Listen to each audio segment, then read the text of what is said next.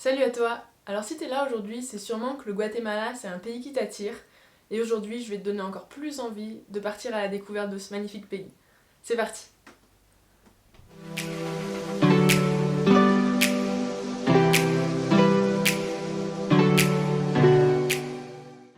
Avant de commencer, n'hésitez pas à lâcher un petit pouce bleu, vous abonner et surtout activer les notifications pour pas louper les prochaines vidéos.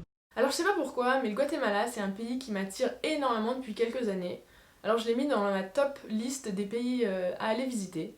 Alors sûrement parce que j'ai dû voir quelques images magnifiques de ce pays, mais aussi j'aime bien le fait que c'est un pays où on n'entend pas forcément beaucoup parler, c'est pas hyper touristique encore, et c'est quelque chose qui m'a attirée. Donc j'ai décidé de partir, j'ai pris mon sac à dos et je suis partie visiter ce pays, et honnêtement je te conseille de faire la même chose. Le Guatemala c'est un pays d'Amérique centrale, et il partage ses frontières avec le Mexique, Belize, Honduras, El Salvador, et il est situé entre la mer Caraïbe et l'océan Pacifique. Au Guatemala, on retrouve un climat tropical, donc c'est vraiment un endroit où c'est agréable d'aller quand même tout au long de l'année.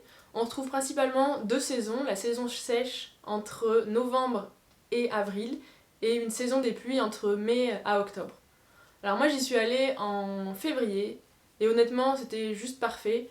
Il fait correctement un temps correct partout. Dès que vous montez un petit peu en altitude, c'est un peu plus frais, mais ça fait du bien. Mais il peut quand même faire chaud. Par exemple, moi, quand j'étais à la partie nord vers Flores, il a fait vraiment très chaud. Alors c'est bien beau tout ça, mais vous vous demandez sûrement qu'est-ce qu'il y a à faire dans ce beau pays, quelles sont les choses à voir et les incontournables. Et donc c'est ce que je vais vous présenter maintenant. Dans un premier temps, l'attraction principale et la plus touristique, selon moi, c'est qu'on vient souvent au Guatemala pour voir les sites mayas. Et croyez-moi, il y en a beaucoup et ils sont magnifiques. Ils sont très très bien préservés. Et le plus connu d'entre eux, c'est Tikal. Tikal, vous avez tous sûrement dû voir cette photo. À une époque, la cité de Tikal dominait largement économiquement et politiquement une grande partie de la civilisation maya. Et à son apogée, au 5e siècle, euh, on comptait environ 120 000 habitants à Tikal, ce qui est vraiment énorme. Donc vous avez la possibilité d'aller visiter cette cité de plus de 500 km². Vous pouvez le faire en une journée ou avec ou sans guide. Alors évidemment, vous ne pourrez pas tout visiter en une journée, mais c'est vraiment un incontournable selon moi si vous allez au Guatemala. Autre cité maya qui est très très intéressante à voir et qui est quand même largement moins connue, c'est Yaksha. Yaksha, c'est situé vraiment à quelques kilomètres de Tikal.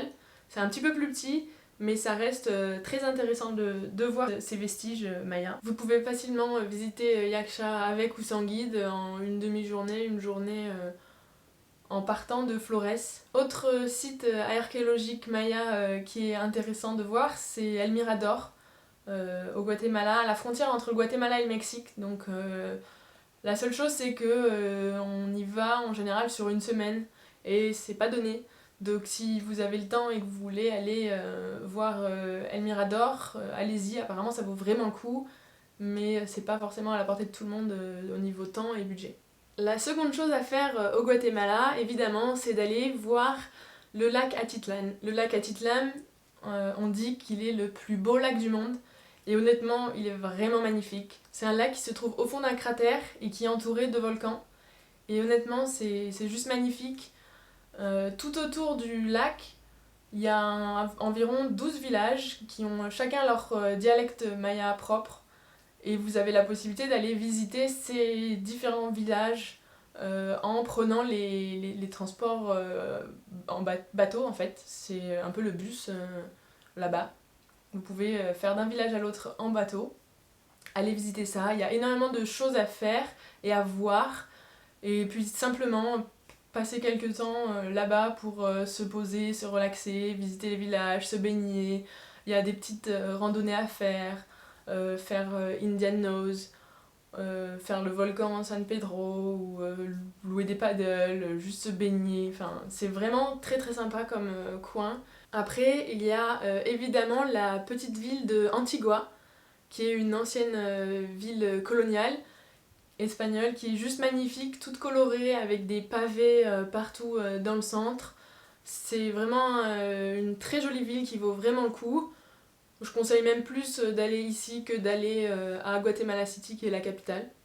Et ce qu'il faut savoir, c'est que Antigua, avant, c'était la capitale du Guatemala.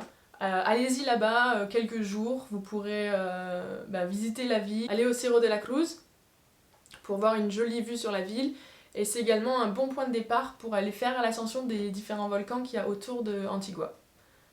Et justement, autre activité à faire, c'est faire l'ascension d'un volcan au Guatemala, parce que sachez qu'il y a environ 37 volcans au Guatemala, dont 3 qui sont encore actifs. Et une des activités phares à faire, c'est de faire l'ascension soit du volcan Acatenango qui est actif, et où on peut dormir en fait en haut, et passer la nuit et voir l'explosion du volcan Fuego. Pour ça, il faut compter 2 jours. Et si vous avez moins le temps et moins la forme physique, vous pouvez aller faire le volcan Pacaya. C'est également un super volcan à aller grimper. Vous pourrez manger des marshmallows qui seront grillés par les roches volcaniques en haut. Et donc c'est une expérience sympa aussi. 5e activité à faire au Guatemala, c'est d'aller à Semuc Champey et d'aller voir les piscines naturelles de Semuc Champey. C'est juste paradisiaque, honnêtement, allez-y, c'est perdu au milieu de la jungle, au milieu de de la forêt tropicale du Guatemala, et vous allez voir, vraiment c'est un coin de paradis avec des piscines naturelles, des eaux turquoises, vous pouvez vous baigner, vous pouvez escalader pour avoir une très belle vue sur les piscines.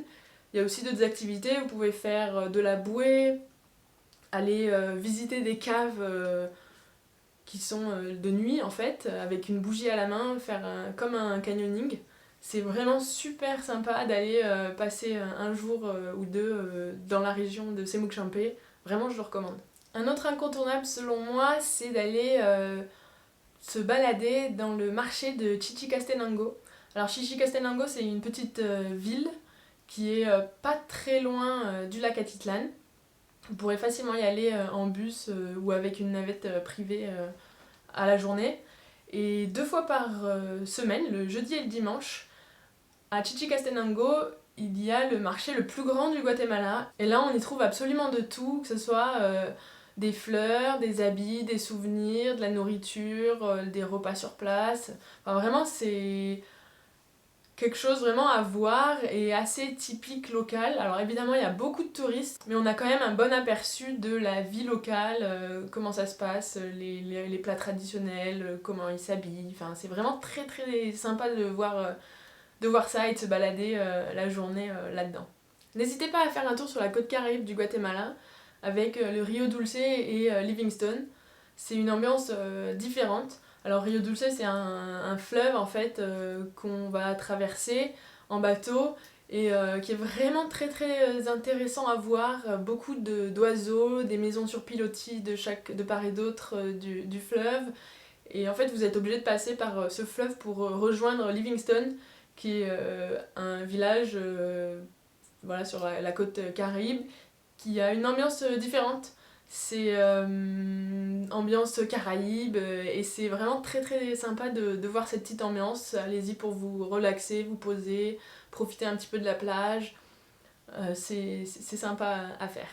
Ensuite, vous pouvez aller à Quetzaltenango et explorer les alentours. Alors la ville, c'est la 2e plus grande ville du Guatemala, mais en soi, il n'y a pas un intérêt énorme sur cette ville, mais vous pouvez facilement partir de cette ville pour aller explorer les alentours et notamment les montagnes, faire des randonnées, les volcans, et également les Fuentes Jardinas, les sources d'eau chaude. Si vous avez l'intention d'aller à Tikal ou Yaxcha lors de votre séjour au Guatemala, je vous conseille vraiment de visiter la petite ville de Flores. C'est coloré, c'est joli, c'est une presqu'île en fait, et c'est très très sympa de se perdre dans les petites ruelles. Vous pouvez aussi prendre un petit bateau et traverser et monter un petit mirador où vous aurez une superbe vue sur la presqu'île de Flores. Donc ça, c'est encore une chose à faire au Guatemala. Et pour finir, si vous voulez profiter de la plage, de l'océan Pacifique, je vous conseille d'aller soit à Monterrico ou El Paredón. Vous pourrez y aller facilement d'Antigua. Et ça vous permettra de vous relaxer sur la plage, faire du surf pour ceux qui veulent. Il y a un petit village très sympa, typique Donc ça vaut vraiment le coup aussi de faire un tour par la côte pacifique. J'espère que cette vidéo vous aura donné envie d'aller visiter le Guatemala. Si j'ai oublié des endroits incontournables selon vous, n'hésitez pas à me le laisser en commentaire. N'hésitez pas également à aller voir l'article de mon blog sur le sujet, je vous mets le lien en description. Et je vous laisse avec des images du Guatemala. C'est vraiment un endroit magnifique et je vous conseille vraiment d'y aller. N'oubliez pas de vous abonner, de lâcher un petit pouce bleu si cette vidéo vous a plu et je vous dis à très bientôt pour une prochaine vidéo.